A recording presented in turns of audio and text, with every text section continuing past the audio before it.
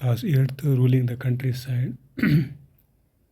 امیُک مۄکلو اَسہِ پارٹ 5 تہِ آز وٕچھو أسۍ امیِکۍ ٹیکسچُوَل کوسچنز گۄڈٕنیُک چھُ match the فالویِنگ right peasant mahal village nij cultivation on planters land ryoti cultivation on ryots land تمہِ پتہٕ چھُ fill in the blanks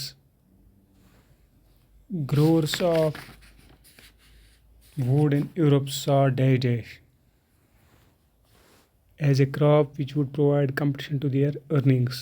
Go indigo. The demand for indigo increased in late 18th century Britain because of expansion of cotton production. The international demand for indigo was affected by the discovery of synthetic dyes.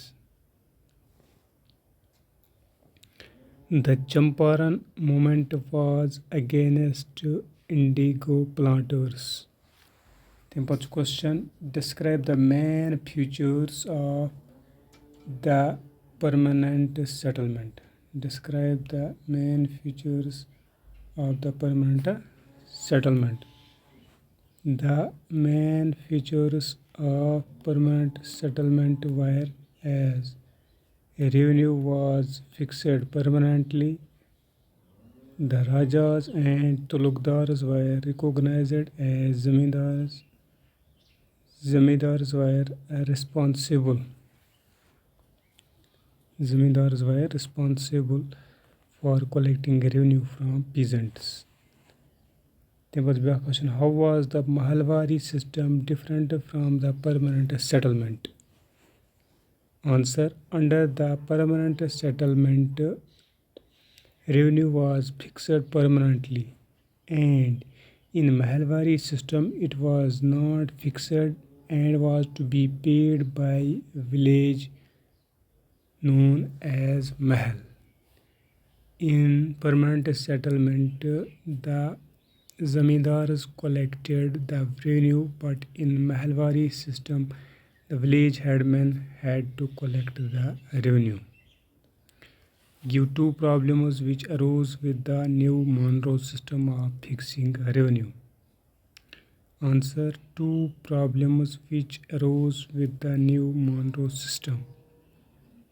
The revenue demand was fixed too high. Peasants were unable to pay the rent, which resulted into villages getting deserted. Why were Riots reluctant to grow indigo?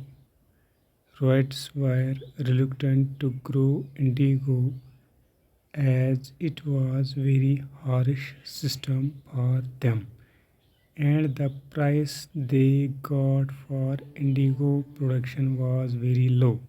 The planters also insisted them indigo be cultivated on best soils, in which peasants preferred to cultivate rice.